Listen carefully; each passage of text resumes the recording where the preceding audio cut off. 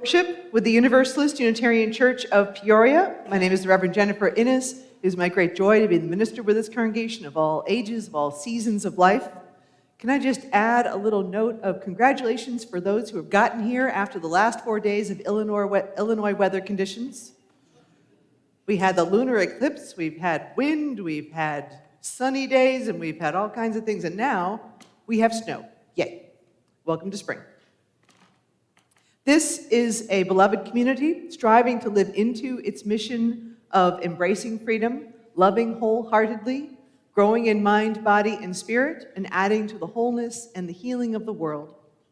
We welcome people of all ethnicities and races, politics, sexual orientation and gender identities, social and economic situations and abilities. We advocate for human rights, and we strive to be good stewards of this one earth.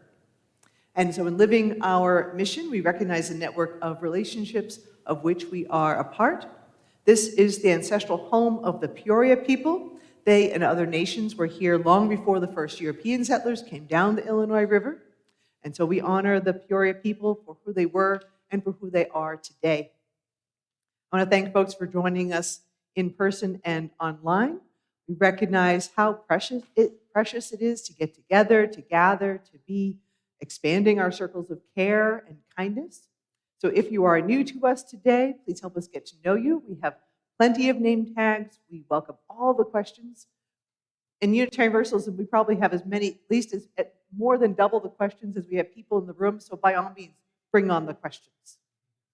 I want to invite folks to stay for coffee and conversation in Fellowship Hall after the service, or be on the Zoom room as well.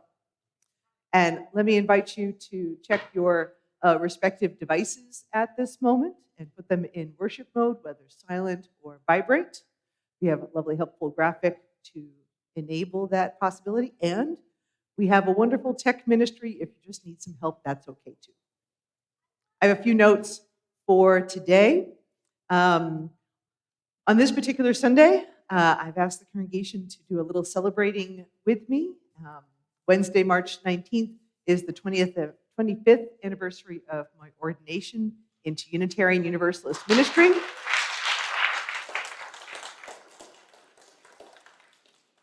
So the service kind of picks up on those themes as we continue this month's focus on trust. And there is cake to enjoy during coffee hour. I saw it, it's chocolate. Thank you, Dolores Wendland, for getting the cake. We also, tomorrow, I want to invite folks to join Regina Stanley and other folks for the St. Patrick's Day Parade. Please show up, join the fun, boost our presence. We'll be there marching with our banner. And we'll also, those who gather will be hanging out near PFLAG and Central Illinois Friends, so it is the place to be, of course. So see Regina for information. And also coming up on Saturday is of supreme importance is the church auction. And I want to invite Karen Zichterman to come forward and say a little something about that.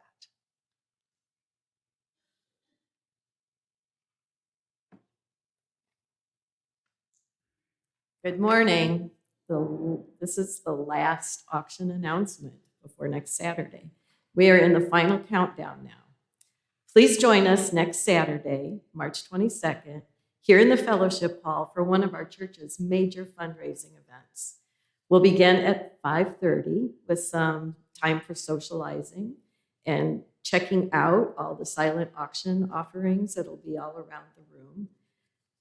Bring one of your favorite dishes to share in our potluck. Enjoy the food with friends.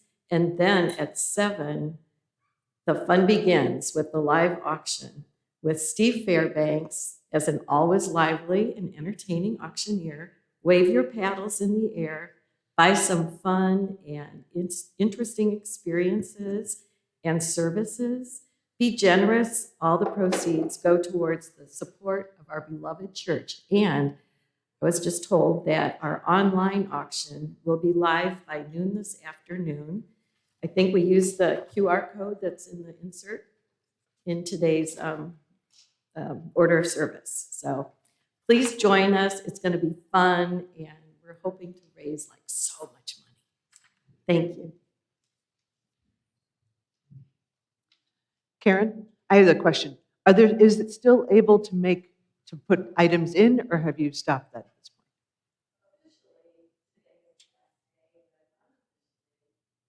point? Okay. All right. Thank you.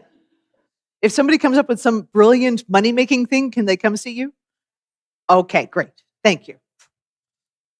Just wanted to make sure. Let's see. So next Sunday, also I want to offer a note about next Sunday. After the service will be a chance for folks to talk about social impact. It'll be a social impact interest meeting. So many of us want to be involved, want to make a difference, want to help make our community more just and more whole. So we will also review some of the current projects in the congregation and kind of see where some of the energy is at this point as well. Um, I want to offer a last note that we have some wonderful flowers up in the sanctuary today. Oh, and yes, if in case you haven't noticed, my hair is a little bit blue. And some of the flowers were part of Pat Harris's memorial service yesterday, which was just a wonderful celebration and a wonderful chance for folks to remember and cherish and all the good things. And if you knew Pat, then you knew she had the signature blue wave, and so many of us showed up and enjoyed a little bit of blue hair as well. Right. Now, please join me, rise in body or spirit, and join me for our opening hymn, number 346, Come Sing a Song with Me. It's also in the gray hymnal.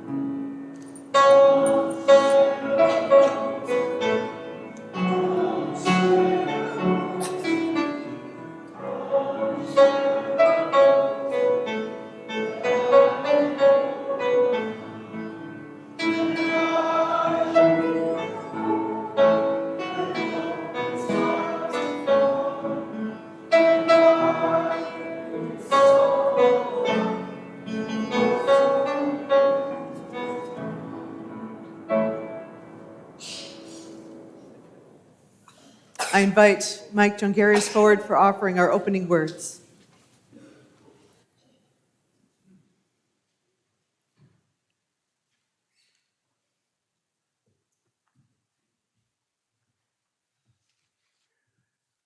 And good morning. This reading was penned by the Reverend Monica Jacobson Tennyson. What is it that calls you here, that calls you onward, that calls you inward, and that leads you homeward?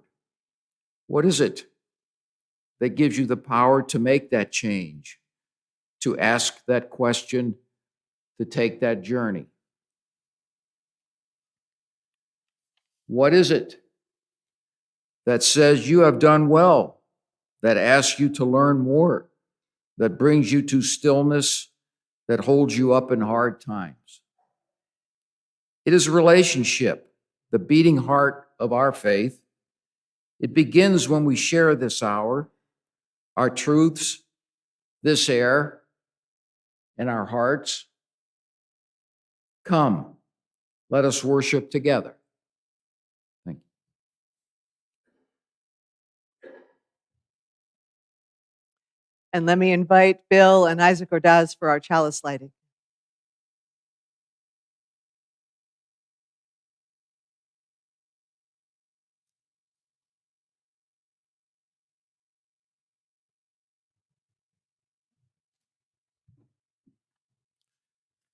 A Sturdy Flame by Reverend Julianne Lepp. On trusting we can heal a nation divided and filled with mistrust. We light this chalice with a hope, a sturdy flame we nurture in these difficult times. We light this chalice with a heart of with the heart of compassion for a nation divided by politics and strife. We light this chalice knowing that it will take all of us to repair this world we live in. May we find rest, compassion, and the hope that we need to nurture ourselves and each other. May this sturdy light remind us of the people we can be and the difference we can make in the world together.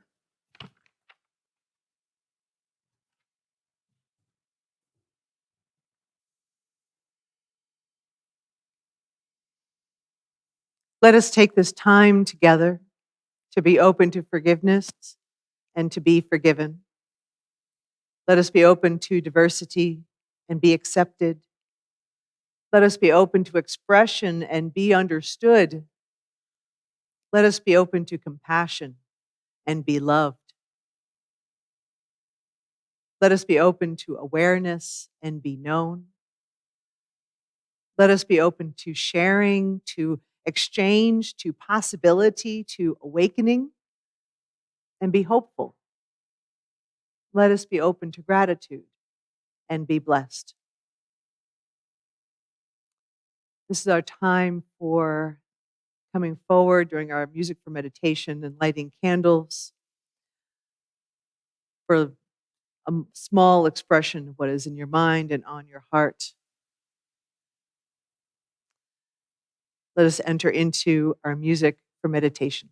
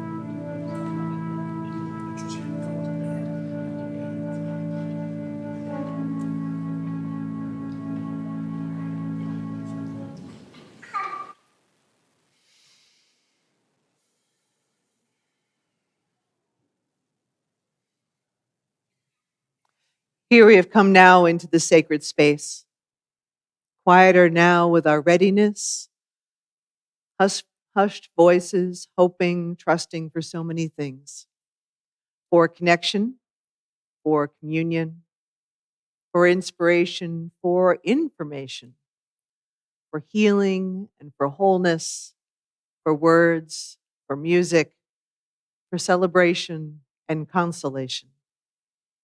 Here we have come into the space, bringing all of who we are. Let us be willing, however we are changed. This is the moment for sharing the joys and sorrows of the congregation. We have a note in our book. Please be with my family in love and warm offerings or blessings. I'm so joyous to be here, home. Thank you for having this space. My family is split at this moment. Please ask all the elements and people of kind hearts to send light, of course. I want to thank everybody who was part of creating Pat Harris's memorial yesterday and who attended. I'm going to say I think we had 200 people in the sanctuary. Pat's family consists of 50 people by itself. So, and they all wanted to sit together, of course. So it was an event. It was a good thing to do as well. It was a joy to remember her even as we miss her. And thank you also for the caring committee and all of the volunteers who brought cookies and helped with the cleanup and the setup. Also, I want to note in our larger world, in the Jewish tradition, this weekend marks Purim. It is a time to celebrate the day of the survival of the Persian Jews. This month continues the fasting and deepening of spiritual practice in Islam with the month of Ramadan. We want to offer care and encouragement to our neighbors who are practicing this month as well. Let us hold one more moment together, one more moment in our circle where we have room for all of the milestones, all of the names, all of the joys and sorrows that live with us. I invite us to hold one more moment in quiet and breathe.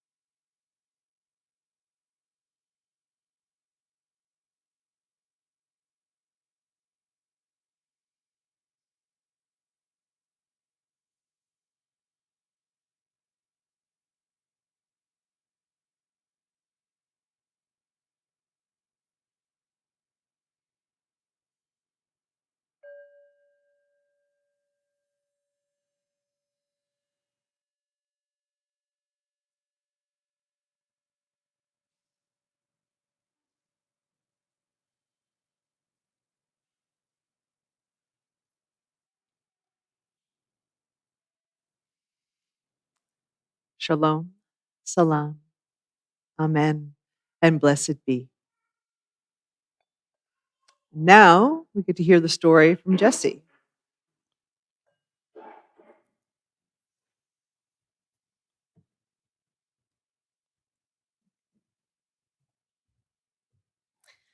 Rather than a story today, I thought we would have a little conversation. Rev Jennifer mentioned we all get cake this afternoon. Yay! But why do we get cake? Because she has done something pretty amazing. She has been a minister for 25 years. Whew, that is a big deal. Yeah, congratulations.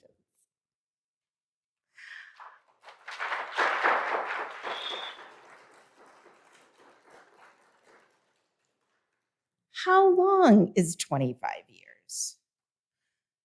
It's almost half my life. Riley, how old are you? 7?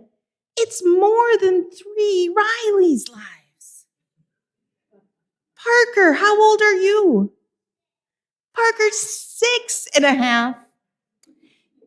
It is pretty much 4 of Parker's lives. Oh my goodness, that is a big deal. But what does it mean to be a minister? Who thinks they know what Rev Jen does? Isaac, what does Rev Jen do? Almost the same thing every day. Woo! I would say Rev Jen never has the same day twice. Parker, what do you think Rev Jen does? Shh.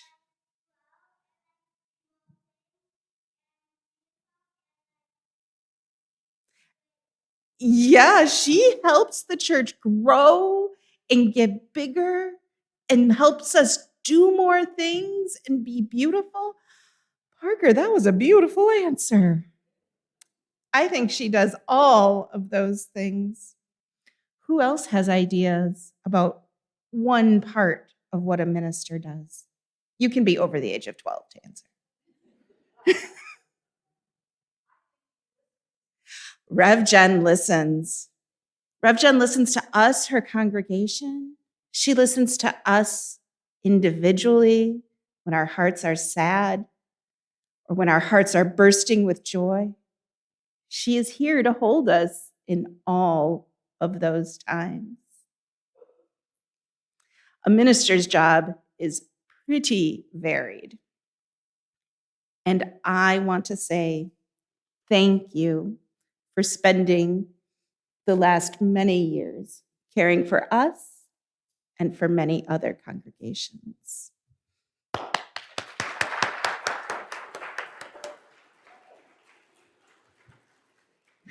Well, I invite the kids to join me in religious education for the day.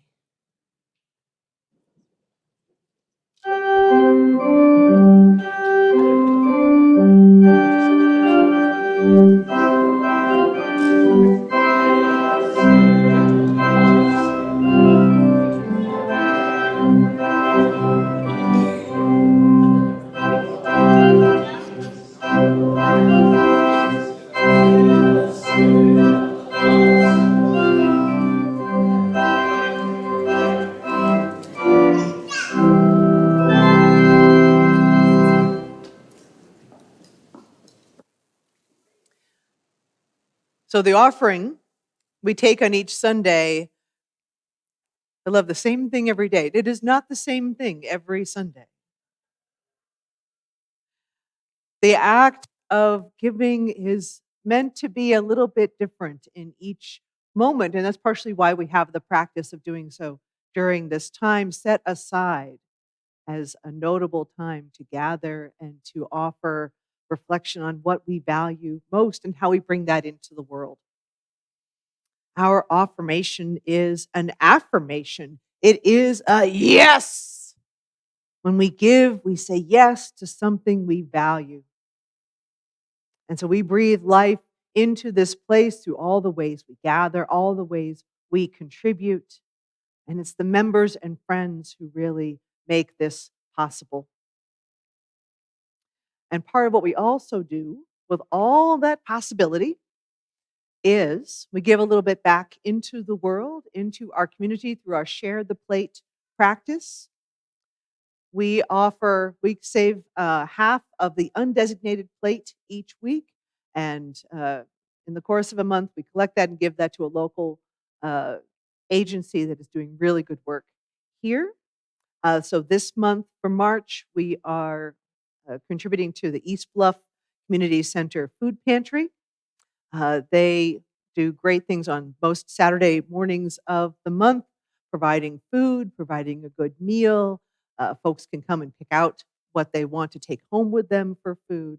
And also, it provides a great center of activity for youth of many ages. This is something that is just open to the community. It's open to our unhoused folks low-income folks, and many more.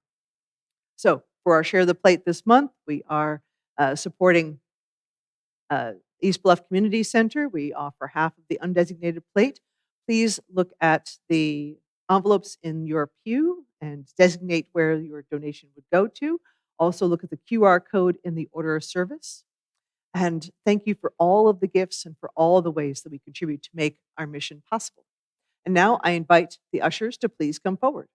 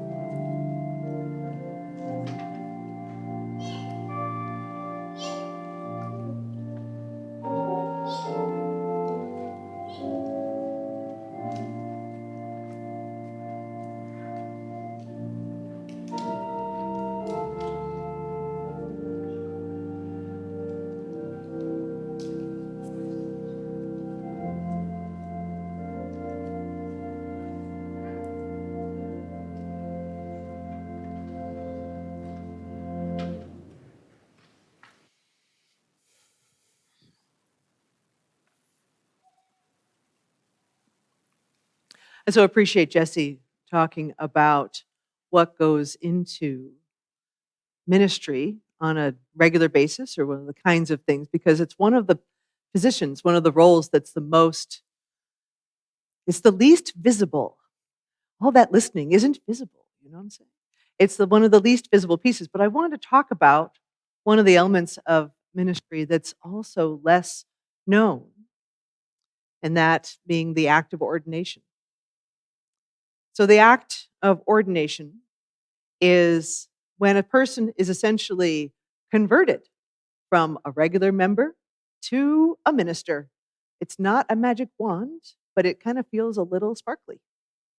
It is conferred by a congregation in Unitarian Universalism. That is the body that can offer ordination to a person. There is no higher authority in the church. There's no hierarchy, no top down that says these people get to be ordained and you all should do it. It is the congregation, the members who choose who shall be named as a minister.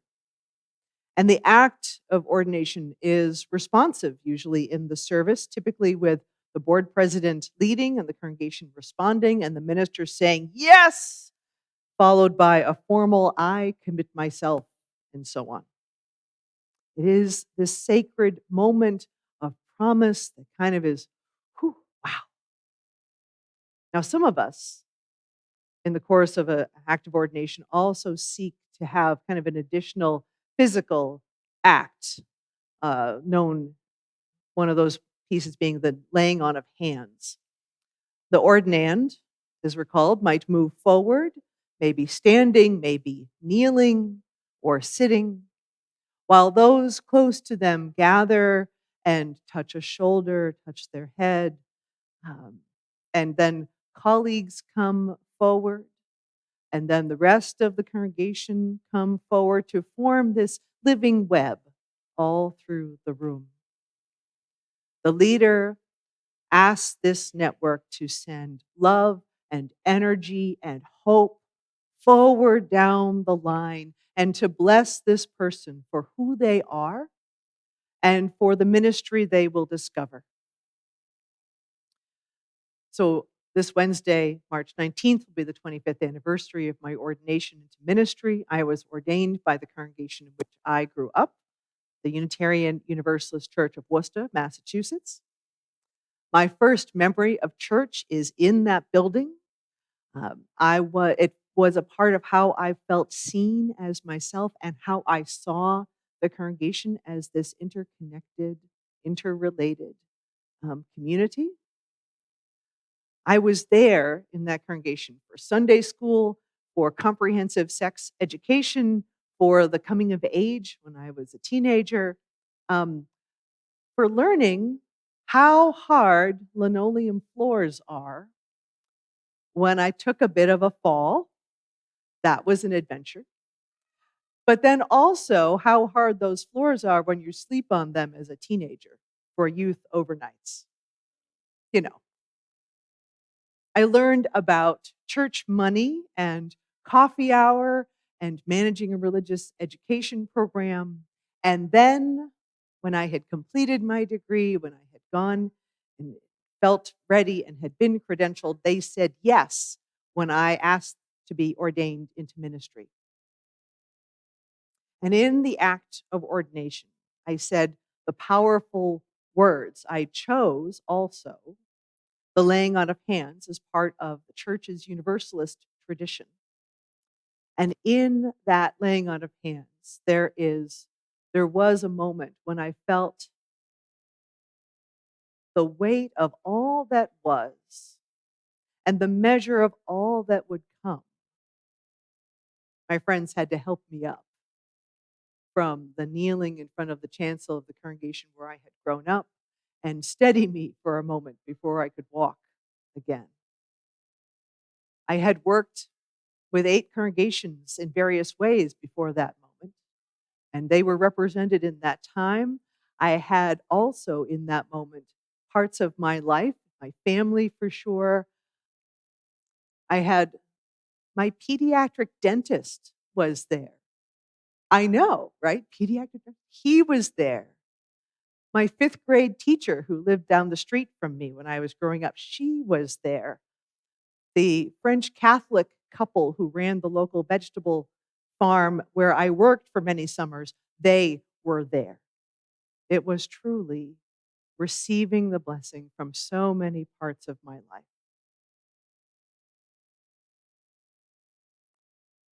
I had some idea of ministry and no idea all at once. And in that spirit, I recognize that spirit of, well, ignorance. I recognize how we talk about church makes a lot of assumptions, that the people in the room understand the context of what's coming as well as the content of the conversation, the actual words. I also recognize that just because a story has been told once, it doesn't mean it's remembered. Never mind how many people might have come into the room or come into a community since the first telling. In a time when people know less and less about how churches function or have come into this congregation since I was introduced here 5 years ago, I want to say a little bit more about my story. Because I'm aware we are in this moment, this kind of nexus of March, as it were, is, where 5 years ago we started this pandemic adventure, right? And how that has transformed us. 5 years ago, you were finishing the search process and welcoming me and about ready to introduce me to the congregation. Thank you to the search committee. They were wonderful. And it's no small thing to be thinking about increments of 5. Like, what is next? You can get through a year or 2 or 3, but 5, it means you're sticking around. So where shall we go next? So I just wanted to say a little bit more about how did I get here? My mother started to take my brothers and I to church when I started to ask questions about death and angels. I was about 7 to 8 years old, which tracks developmentally. the congregation where my mother took me had a large enough Sunday school where one of my brothers and I would be in separate classes. This was a good thing. We did not need to be together. This was not the congregation, the Unitarian congregation where she grew up. She was married in the other congregation in Worcester, First Church, which is also lovely. But she chose the one where she just had to get us to church. We just had to be dressed. We didn't have to be dressed well. 3 children, man, we understand. Now, in high school, I had an inkling of ministry, but quickly dismissed it and went back to enjoying being backstage for theater, because that's what I was doing. For college, I was a theater major at the University of Massachusetts at Amherst. I focused on being a stage manager and some lighting design, not acting. The theater department was excellent. It was a beautiful community within the community. But I also knew I wasn't going to work in theater. And so, on a winter night, while very much avoiding preparing for my finals, and having had, too much caffeine, I was focused on what I wanted to do and what mattered most to me, and was dwelling, what am I going to do? What am I going to do? What am I going to do? And took stock of everything that had been. And finally, it came to me, ministry. Of course, I'm going to be a minister. And everything that I had done had led to that moment. Now, to be fair, the morning after, I kind of had slept off the caffeine and then started to actually research this. So after the aha comes the work. So I applied and focused and got into divinity school and chose Harvard Divinity. Yep, that one. And went right after college. I was one of those young adults. Do not stop, do not pass go, do not click the 200, just keep going. And it worked. I loved Boston and all the opportunities to learn, to meet people, to get to know more churches. I had not one but 2 internships in congregations, one in downtown Boston and one in Maine. And I also had to go through the Unitarian Universalist Association credentialing process. I needed not one but 2 interviews. Yes, I had to go back. It was totally fine. I needed more time to kind of process and deepen. And then I could be ordained. And from New England, I ventured out into the world. Yes, I left my native Massachusetts and went to Alabama. Yes, that was my first ministry outside of Massachusetts. Alabama, Tuscaloosa, Alabama, on New Watermelon Road. No, really. When I saw the address, I'm like, are you for real? Yes, New Watermelon Road. And there is a Watermelon Road, just in case you're wondering. And from there, that was a powerful ministry by itself, because I ended up staying for 2 years as an interim minister. And at the beginning of the second year was 9/11. It was so good that we were continuing our relationship and that we could serve with each other in such a critical moment. And from Alabama, went to South Carolina, found a spouse, also nice. We like finding the spouse. He was serving in Columbia, and I served in Greenville, South Carolina. And then went to Texas, was Chicago area for a year, but then Texas for 12 years to follow where Patrick was going for his ministry. I got to drive all across the state of Texas.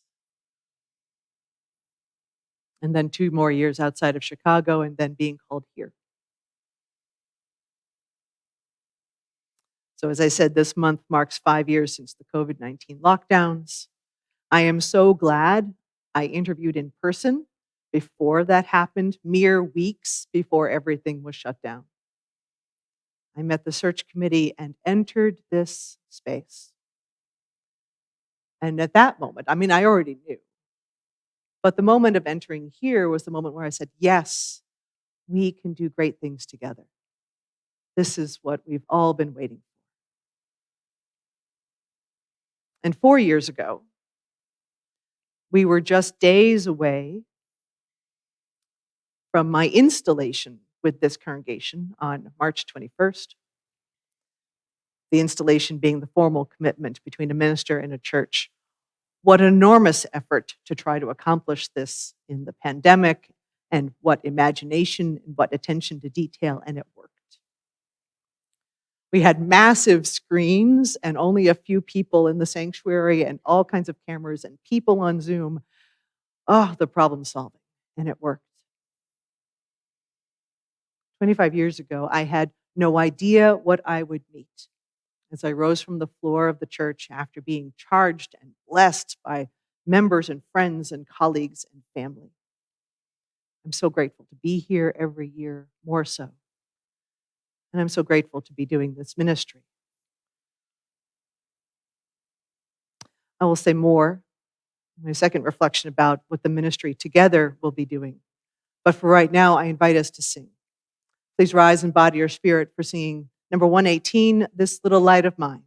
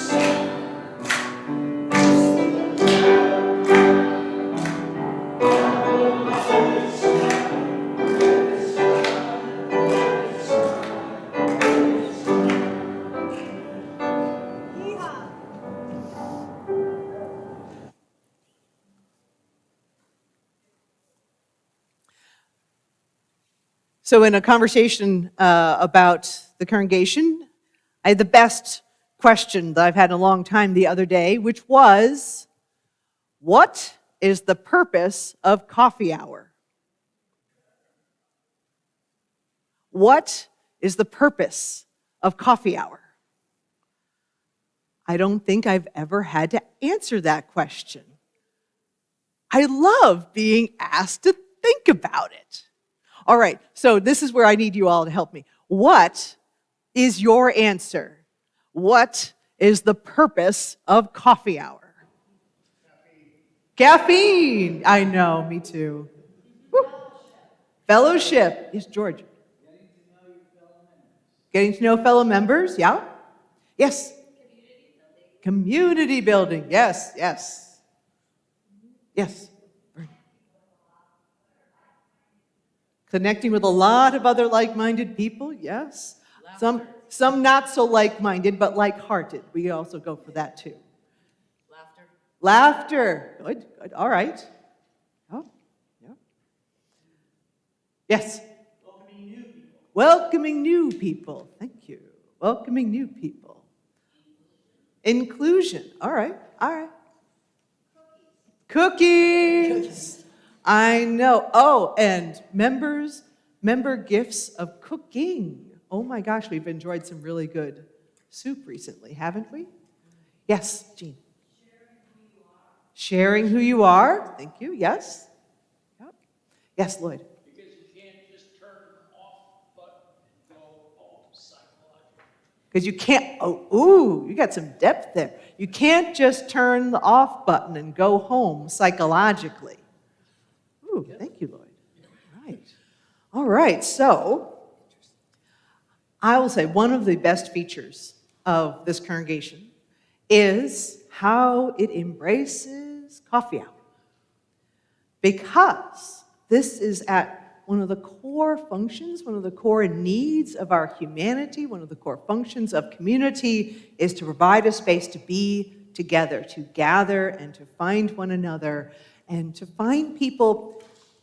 I know we're really struggling with institutional religion, and I'll say more of that in a little bit. We're really struggling with the role of institutional religion, and we need these kinds of spaces where so many people can find each other who would not encounter each other any other way, except in passing at the store or something like that. Find each other and be in relationship together. And to have a range of people, a range of ages, a range of life situations and class and so on. There are few places in our society where we have these kinds of gathering points. And if we do nothing else but keep providing these unique multi-generational spaces, we will have done a powerful ministry into the world. We get to understand and encounter folks in ways that we don't in other ways in our parts of our lives.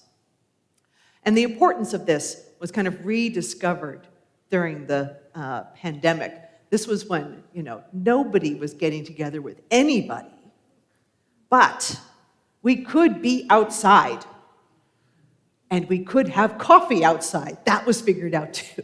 Coffee and tea, and we could gather and be around each other. And this congregation got to kind of discover and rediscover, we have this fabulous patio outside and these wonderful woods, and we can still be with one another.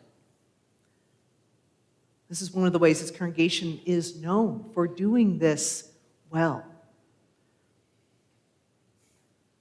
But I want to recognize in this kind of conversation about trust that's also with us this month and, with us in general in our world, I want to balance that with the reality that any religious institution is also uneven in how it lives up to its values and professions. On any given day, on every day, not everyone connects equally on a particular Sunday. And I will offer, in case you don't already know this, that I will confess that I am good at missing calls and messages, not that I mean to. So someone could easily feel left out or not heard. It happens all the time. And that experience of being not seen can undercut all of these declarations of welcoming and inclusion. And maybe such slights and misses are not earth-shattering. They're not society-transforming. They're not Richter scale seismic events in the larger scheme, but they matter to the person to the child or the teenager or the adult or the volunteer or the elder. So I want to offer, I guarantee that members and staff and I will fail all the time. We do. We try not to be enthusiastic about it, but we fail all the time. And when that happens, I hope that you will say something. I hope that we get to give each other a second chance. Because this is not a perfect community, because it's never going to be a perfect community. That is not what we are. Humans are not perfect. We are fabulous and we are flawed. This is a human community. And it is also one that's shown its ability to adapt and grow. And that we do when we speak up and when we learn and when we say we're sorry. Now, on a larger, more concerning scale, human institutions fail all the time with real consequences and life and death implications. In religious institutions, we have a history of oppression and power over, justified by theology and defining others as less than human, not worthy of God. Or less than, maybe not about less than God, but less than the people who are in charge. We have abused the trust placed in the sacred effort of rites of passage, of connecting with God, if you will, of seeking justice, of professing love to allow, and we allow individuals to harm and manipulate others. Racism and abuse and colonialism in this country all have religious backing. And the religious trauma and deep distrust against the Catholic Church, in particular, the Christianity in general, has real sources that continues to be revealed. We keep finding ways that we are screwing each other up. It also continues to be perpetuated in ways that are known and not known. The capacity of religion to take away our humanity takes my breath away. And now, in recent weeks, you have some pastors who are preaching that empathy is a sin. I'm sorry. Empathy a sin. Where it's turning compassion on its head in an effort to erase those who are not white, not straight, not wealthy, not worthy, by setting a hierarchy on the value of who gets to live. It is a wonder that people still try to trust religion at all. I am learning more about religious trauma and its impact. I can speak for the members and not just myself when I say that this congregation is grateful for the trust placed in us. Whenever someone watches online or comes through the door with a heart that is wounded in this way. It is no small thing to try to come through these doors and be present to this place when there's so much pain that can come with that.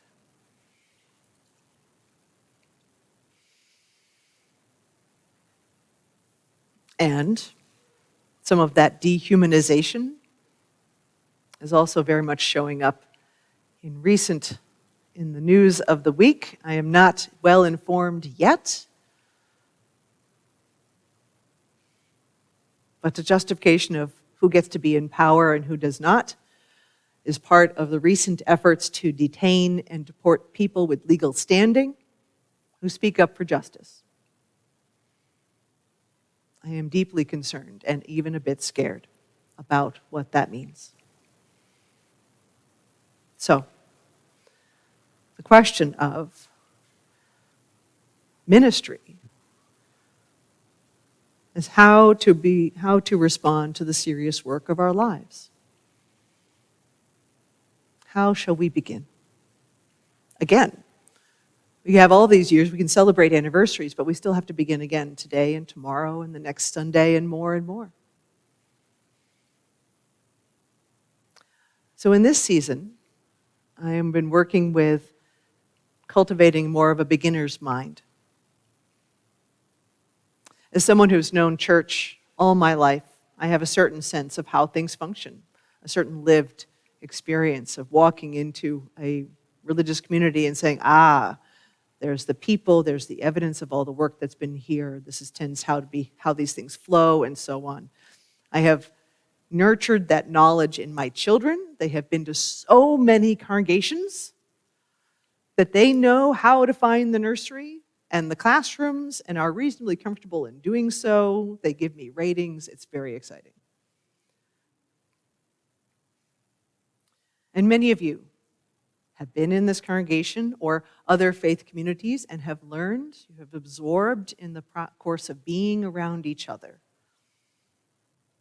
And more and more people come to church like this without having past experience in a congregation or having a challenging experience in a new community. And every community has its quirks and its ways to learn as well. So in the spirit, I'm going to encourage all of us to have a beginner's mind and not assume that how to connect is obvious, not assume that we know where to find the restroom, not assume that we know how to say hello or how to get involved. I got a chance to kind of be encouraged in this kind of beginner's mind as we were talking about hymns and music in January. And I am learning yet again not to assume that I know that people know the music, even if it is really traditional tunes. So if you look at our Friday email, there's links to how to listen to the hymns or listening to the hymns. So that beginner's mind. Let's start there. I think we also, kind of in that beginner's mind spirit, but more, we need to take ourselves lightly and seriously all at once. And here's a moment when we've done this well. In October 2023, there we go. We hosted a drag story hour, the second one, and this time the congregation had protesters. And so 6 men or so from some conservative Christian congregation stood across the street from us, not on our property, but across the street, and had a bullhorn, and the preacher was kind of saying, how can you take your children to such, corruption and so on and so forth. I mean, they were kind of awful. And signs with distorted scriptural messages. Bad grammar, too, I'm just saying. And I think the theme for that event was kind of included unicorns. And look, we had one. We had a pink unicorn that day. So this photo is one of the best examples of this, the seriousness and the lightness, and also just of this congregation's ministry. What you don't see, those of us who know the photo and know the moment, what you don't see are the guys who are directly across the street from this moment. So we had pink unicorns in the face of attempted intimidation. And in case you didn't know, the unicorn was Tim Harold. Thank you, Tim. All right, thank you, Colin. But we don't just stop with, a cute pink unicorn. We also do the work and affirmed our commitment to lesbian, gay, bisexual, transgender justice. Just yesterday, we received a confirmation that we have been renewed in our welcoming congregation status in the Unitarian Universalist Association. The congregation completed its official process in 2004, took a congregational vote back then. But you can take a vote, but that work is not just one and done. We need to continue to practice what we preach and add a bit of pink glitter on the way. I really want to thank Tim also for going through the process. It's a quieter process, but going through the process and documenting that and sending it to our association. This is good work. I want to encourage us to make braver choices along the way, whenever possible. There are those of us with relative safety and privilege who need to speak up whenever we can, for our trans and non-binary kin, for folks who are indigenous, people of color, who are Black, for those who are excluded from access to resources that enable them to live whole lives. The onslaught of our news is hard. It is nearly impossible, and there are things we can do here and now. And maybe vent a little during coffee hour, because we're all trying to be in this together. So let us make the braver choice whenever possible. Speak up for the health and well-being of this congregation, too, not just out in the world, but also in here, so that we may strengthen and nurture and continue to be the presence we are. My colleague, Connie Goodbread, offered this note in these times. Know who you are, know whose you are, and commit to what you value the most.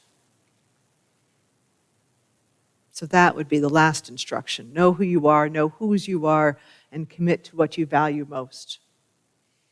We had a lovely example of that in remembering Pat Harris yesterday. She and her late husband, Warren, were superb greeters, formally and informally. They had this art of inclusion, of joy, and they also advocated for civil rights, as was said in the remembering of both of them yesterday. Warren and Pat showed up for the things that mattered most. And we too have that opportunity.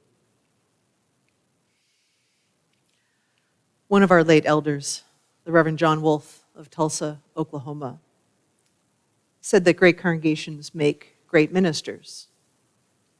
And this congregation has that greatness. It is a privilege and a joy to be learning from you and with you, whether we have known each other for nearly 5 years or we will just meet today. I cannot wait to discover what we do next. Let us go forth. Amen.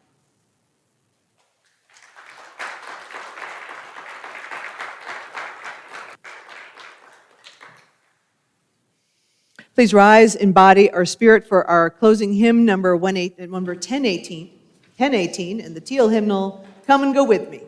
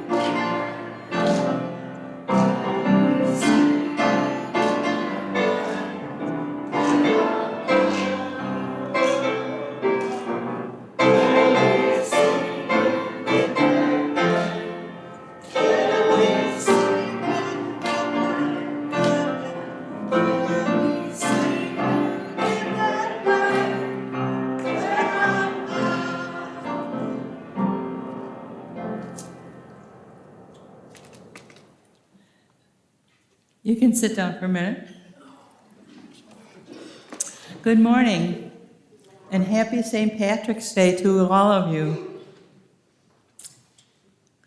Our final words today are from Sending Our Light into the World, Delighted and Renewed by Rebecca Savage. As we come to the end of service, may you depart from our time together, buoyed by the spirit of life, delighted by the warmth of our gathering, and renewed in soul and mind. As we extinguish the flame of our chalice, may its lingering spark be carried in your heart until we are together again. After this, Reverend Jennifer will give us the final blessing, one of her valuable aspects of her ministry.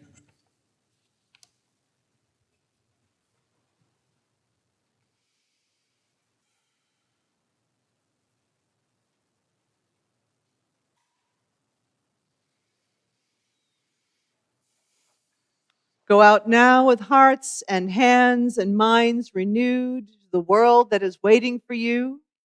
Go out to that world to bring your gentle touch to those in pain. Go out to feed and house those in need. Go out to speak truth to those in power. Go out with courage to do the work which calls to you. Go out now with passion and faith to change the world. Our worship is ended. Let our service begin.